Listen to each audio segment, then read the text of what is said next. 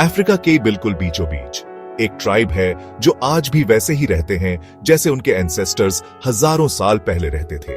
ये ट्राइब है हादजा, जिनका जीवन आज भी उतना ही सरल और प्राकृतिक है जितना कि उनके पूर्वजों का था। ये हैं हादजा और इनका तरीका हमें एक ऐसे समय की झलक देता है जो मॉडर्न सोसाइटी से अनटच्ड है। हादजा का जीवन हमें यह सिखाता है कि कैसे मानवता ने अपने शुरुआती दिनों में प्रकृति के साथ तालमेल बिठाया था। हादजा हंटर गैदरर्स हैं, मतलब ये वाइल्ड एनिमल्स का शिकार करके और प्लांट्स इकट्ठा करके अपना जीवन यापन करते हैं। ये लोग अपने बच्चों को भी यही सिखाते हैं ताकि उनकी परंपराएं जीवित रहे। इनकी जिंदगी नेचर के रिदम से जुड़ी हुई है। इनका सर्वाइवल इस बात पर डिपेंड करता है कि इन्हें अपनी जमीन और उसके रिसोर्सेज का कितना नॉलेज है। हादजा का हर दिन एक नई चुनौती और अवसर लेकर आता है। हादजा खेती नहीं करते, जानवर नहीं पालते, इनका अस्तित्व कांस्टेंट मूवमेंट में है। अपने इलाके में फूड और वाटर के पीछे पीछे घूमते रहते हैं। ये लोग अपने इलाके के हर कोने को जानते हैं और उसका पूरा फायदा उठाते हैं। इनका तरीका ह्यूमन रेजिलियंस और अडेप्टेबिलिटी का एक जीता जागता सबूत है, हमारे शेयर्ड एंशिएंट पास्ट की एक लिविंग लिंक। हादजा हमें यह दिखाते हैं कि कैसे मानवता ने कठिन परिस्थितियों में भी जीवित रहना सीखा, लेकिन आज इनकी एंशिएंट ट्रेडिशंस और जीने का तरीका मॉडर्न वर्ल्ड की तरफ से पहले कभी न देखी गई चैलेंजेस का सामना कर रहा है। आधुनिकता और विकास के कारण हादजा की जीवन शैली खतरे में है और उन्हें अपने अस्तित्व के लिए नए तरीके खोजने पड़ रहे हैं। हादजा तंजानिया में रहते हैं, एक रीजन में जिसे इयासी कहते हैं। ये जमीन ड्राई सवेना और ओपन वुडलैंड का मिश्रण है, जहां अकेसिया के पेड़ बिखरे हुए हैं। यहां का टेरेन हार्श और अनफॉरगिविंग हो सकता है। दिन में स्कॉचिंग टेम्परेचर्स और रातें ठंडी। पानी की कमी है, खासकर ड्राई सीजन में, जो इसे सभी जीवित प्राणियों के लिए एक प्रीशियस रिसोर्स बनाता है। चैलेंजेस के बावजूद हादजा हजारों सालों से इस एनवायरनमेंट में थ्राइव कर रहे हैं। उन्हें अपनी जमीन का इंटीमेट नॉलेज है। उन्हें पता है कि पानी कहां मिलेगा, कौन से प्लांट्स खाने लायक हैं और उन एनिमल्स के हैबिट्स क्या हैं जिनका ये शिकार करते हैं। इनका सर्वाइवल नेचर के साथ, इनके डीप कनेक्शन और अपने एनवायरनमेंट की चैलेंजेस के साथ अडैप्ट करने की इनकी एबिलिटी का प्रमाण है। हादजा का जीवन एक रिमार्केबल एग्जाम्पल है कि कैसे मानव जाति हार्शेस्ट कंडीशंस में भी सर्वाइव और थ्राइव कर सकती है। उनकी नॉलेज और स्किल्स ने उन्हें इस अनफॉरगिविंग टेरेन में एक सस्टेनेबल जीवन जीने में मदद की है। हादजा का जीवन हमें सिखाता है कि कैसे हम अपने एनवायरनमेंट के साथ हार्मोनियसली कोएग्जिस्ट कर सकते हैं। उनकी कहानी एक इंस्पिरेशन है जो हमें नेचर के साथ एक गहरे कनेक्शन की इंपॉर्टेंस को समझने में मदद करती है। हादजा की जर्नी हमें बताती है कि कैसे रेजिलियंस और अडेप्टेबिलिटी हमें किसी भी परिस्थिति में सर्वाइव करने में मदद कर सकती है। उनके जीवन का हर पहलू हमें एक वैल्यूबल लेसन सिखाता है। हादजा का डीप कनेक्शन नेचर के साथ और उनकी अडेप्टेबिलिटी हमें एक सस्टेनेबल फ्यूचर की ओर प्रेरित करती है। हादजा लगभग 20 से 30 लोगों के स्मॉल फ्लूइड ग्रुप्स में रहते हैं, जो अक्सर कई फैमिलीज से मिलकर बने होते हैं। हादजा सोसाइटी में कोई फॉर्मल लीडर्स नहीं होते हैं। डिसीजंस कंसेंसस से लिए जाते हैं, जहां हर किसी की बात सुनी जाती है। शेयरिंग उनकी कल्चर का एक फंडामेंटल हिस्सा है। जब कोई हंटर सक्सेसफुल होता है तो मीट ग्रुप में बराबर बांट दिया जाता है, जिससे यह सुनिश्चित होता है कि सबके पास खाने के लिए पर्याप्त हो। कम्युनिटी की यह भावना फूड से परे है।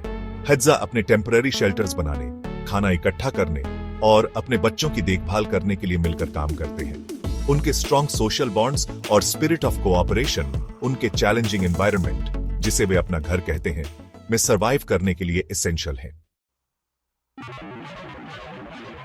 हादजा नोमैडिक है, मतलब उनके परमानेंट सेटलमेंट्स नहीं हैं।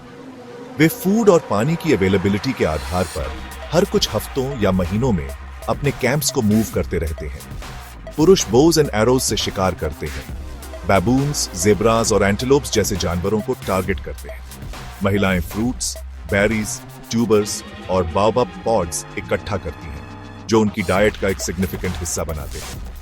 यह नोमैडिक लाइफस्टाइल हादजा को उनके एनवायरनमेंट के रिसोर्सेज का सस्टेनेबली उपयोग करने की अनुमति देता है। एक जगह से दूसरी जगह जाकर वे किसी एक एरिया में ओवर हंटिंग या ओवर गैदरिंग को रोकते हैं। यह सुनिश्चित करते हुए कि जमीन को खुद को रिप्लेनिश करने का समय मिले। यह एक डेलिकेट बैलेंस है जिसने उन्हें जेनरेशंस तक सस्टेन किया है।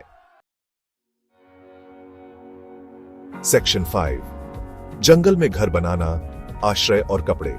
जंगल में जीवन के लिए आश्रय और कपड़े बहुत महत्वपूर्ण हैं। हादजा ब्रांचेस, लीव्स और ग्रास का उपयोग करके सिंपल डोम शेप्ड हट्स बनाते हैं।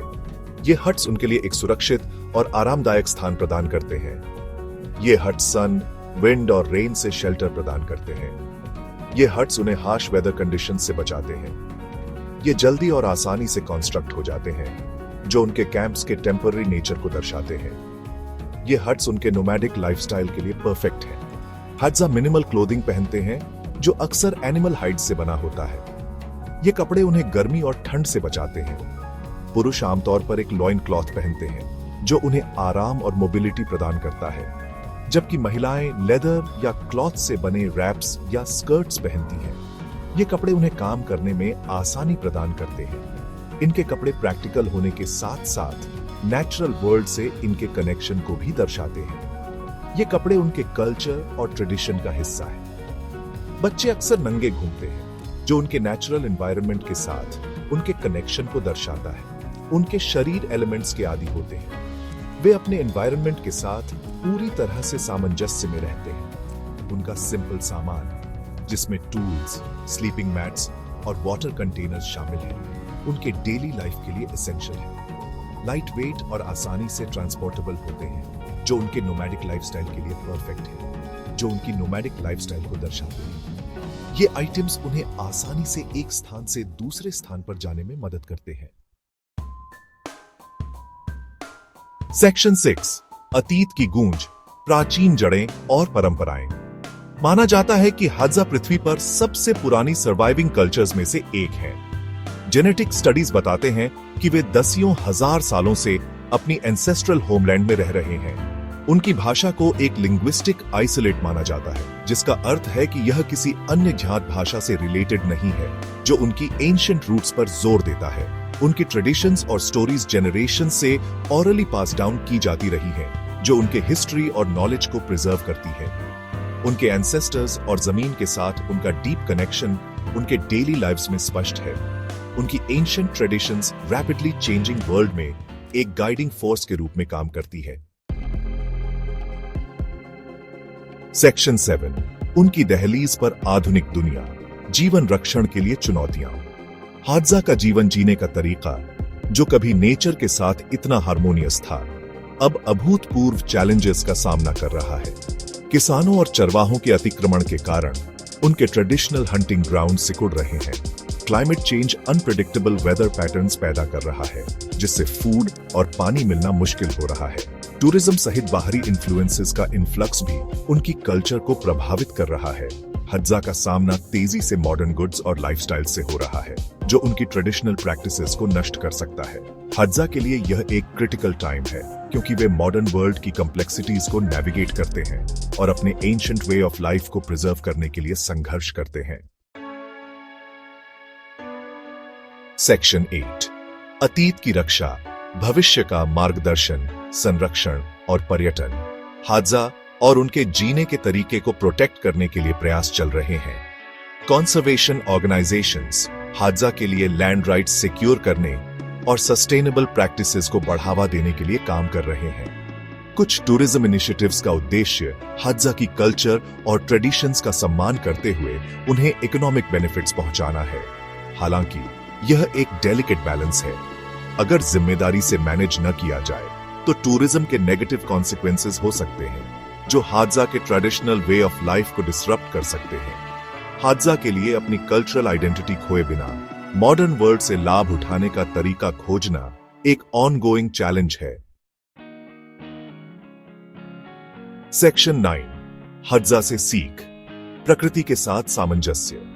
हादजा नेचर के साथ अपने डीप कनेक्शन और अपने सस्टेनेबल वे ऑफ लाइफ के साथ मॉडर्न वर्ल्ड के लिए वैल्यूएबल लेसन्स प्रदान करते हैं। वे हमें एनवायरनमेंट के साथ हार्मनी में रहने, केवल उतना ही लेने की जरूरत है जितनी हमें जरूरत है, और नेचर के डेलिकेट बैलेंस का सम्मान करने के महत्व की याद दिलाते हैं। उनकी कहानी कल्चरल डाइवर्सिटी और इंडिजिनस नॉलेज की रक्षा की आवश्यकता के महत्व की एक पावरफुल रिमाइंडर है। जैसे जैसे हड्जा एक अनिश्चित भविष्य का सामना करते हैं, उनकी रेजिलियंस और एंशिएंट विजडम हम सभी के लिए एक इंस्पिरेशन का काम करती है।